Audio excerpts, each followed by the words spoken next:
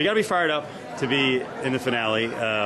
You know, we don't always get a true picture of just how crazy the house is, but with, you know, all the hysteria and drama, that's part of it. And then, you know, getting through a really, you know, short period of time and multiple fights is tough. I mean, yeah, you know, being in the house stuck with a lot of testosterone, it kind of wears down on you after a while. And, you know, you guys saw probably about half of the things that went on, you know, but, you know, it was a great season overall. Yeah. How proud of yourself were you, not only for the fighting, but also dealing with the fact that guys are getting in your face, trying to start fights, and that you controlled yourself? I'm actually pretty glad that I did control myself. You know, I could have always fought the guys and got kicked out, but now look where I stand. You know, I stand in the finals. And thanks to those guys, you know, I think I am where I am. You know, going on to the show first day, you know, I doubted myself. I was like, do I even belong in here? You know, and now these guys started, like, putting wood into the fire and, like, calling me out. Now it's like, in my mind, I was like, there's no way I'm losing to these guys. I hate these guys, and I went and I did what I had to do, you know, one right after the other. And now, you know, Philippe's next. So explain why you doubted yourself, you were able to overcome it, and yet there were other guys on there who doubted themselves and maybe bailed or just kind of lost their confidence and never came through. You know, I dedicate this whole show to my dad. You know, he passed away 2 weeks before I left the show. And, you know, I doubted myself just because I was like, I don't think I'm ready. You know, you always have that little voice in your head telling you, you can always be better. But, you know, I went in there and I just did what I love to do. I just love to fight, and I went in there and I fought, and the outcome came positive, and now I stand here in the finals. So was there a changing moment? Was it in a fight or in practice? I believe that getting into the house against Ido Palientes, I think that's what made me believe in myself, that, you know, that he's fought tough guys in the world, you know, and I was just like, hey, you know, I belong with the top guys.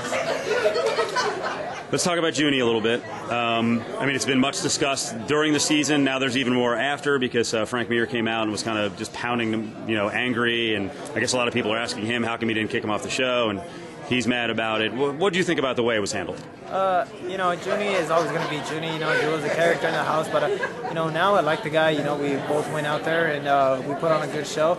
Luckily, I'm so glad that I didn't kick him out, because I got to put a stoppage to everybody. Well, to Junie. Yeah. Put a stoppage to Junie, and now I'm the hero. You know, I'm the one that everybody's like, hey, thanks for kicking Junie's ass. And, you know, that's a positive thing for me. Have you had people come up and say that? Yeah, I had people come up to me and tell me, hey, you know what? I'm so glad you shut his ass. Yeah? Yeah. What's your reaction to, did you watch the fight when it actually came out? Yeah, I actually did see this one. Okay, so what was your reaction to everyone saying, well, the guy quit? I mean, does that take away from your win at all? That doesn't take away from my win. You know, I think I made him quit. I think because he opened his mouth too much, he knew he wasn't going to be able to back it up. So now, you know, he started frustrating himself. He quit himself. You know, he was telling himself, I can't beat him. Well, now, you know, going into it, I knew he couldn't beat me. So I just went out there and put on a show. Let's talk about Nover. Early on, people didn't know this, but, you know, it was thrown out there that someone on the show was labeled the next Anderson Silva. It turned out that was the guy that Dana White was kind of gaga over. First of all, being around him, did he deserve that label? Was he that dominant, not only in the fights, but, you know, in practice, and what you heard from the other team? You know, I don't really think that they should have made that statement. You know, Nover is a tough, talented dude, you know, well-rounded. I respect the guy. But, you know, when we step into the octagon, he's not going to be the next Anderson Silva. You know, there's one Anderson Silva. Probably 5-10 years from now, yeah. But right now, he's just Philippe Nover, and he's my next victim.